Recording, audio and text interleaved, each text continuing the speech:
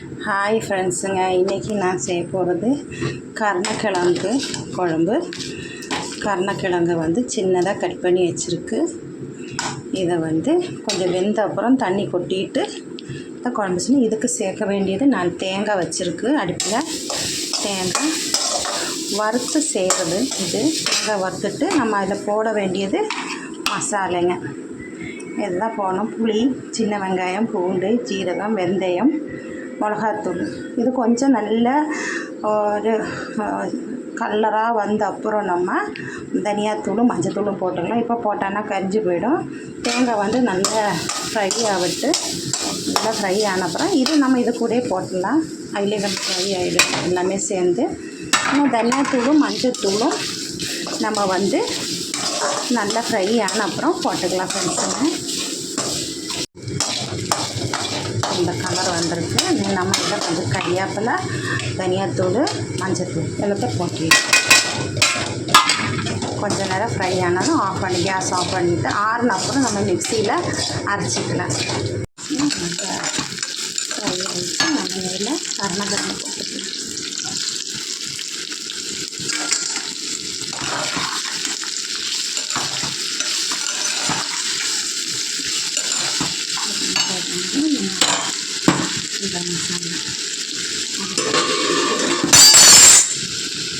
இதில் நம்ம தக்காளி போட்டுக்கலாம்.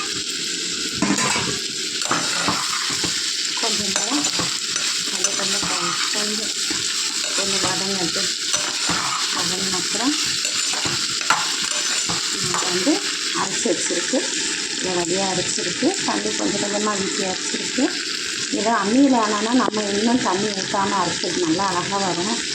அதனால மசாலா இதில் போட்டுக்கலாம்.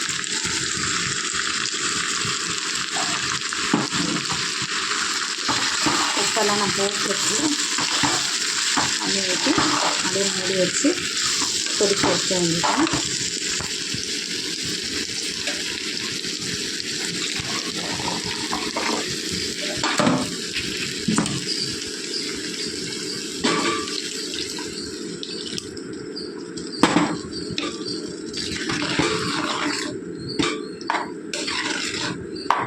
அதான் ஃப்ரெண்ட்ஸுங்க, கொஞ்சம் நேரம் நம்ம அப்படி மூடி விட வேண்டியதான். நல்லா கொதிக்கட்டும்.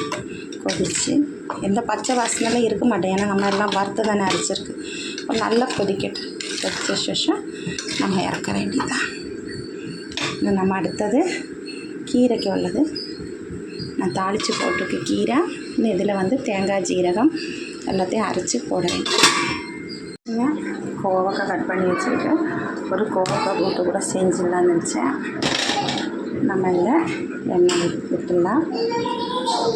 கோவக்காய்க்கு கொஞ்சம் எண்ணெய் அதிகமாக ஊற்றினா பரவாயில்ல, ஃப்ரை ஆக்கிடும். இல்லை வேறு நான் எதுவும் போட மாட்டேன். வேறு மஞ்சத்தூள், உப்பு மட்டும்தான், வேறு எதுவும் இதில் போட மாட்டேன் ஃப்ரெண்ட்ஸுங்க. நம்ம கடுகு போட்டுக்கலாம்.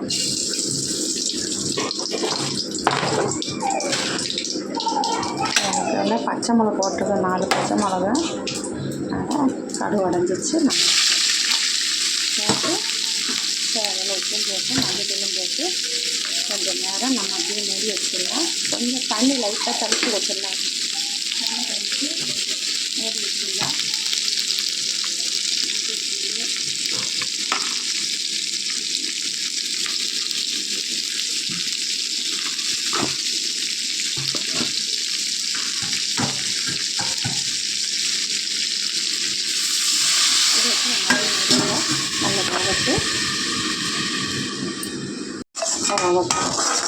ஃப்ரை ரெடி ஆகிடுச்சு. இன்றைக்கி எங்கள் வீட்டு சமையல் எதாவது ஃப்ரெண்ட்ஸுங்க. காரக்குழம்பு ரெடி ஆகிடுச்சு.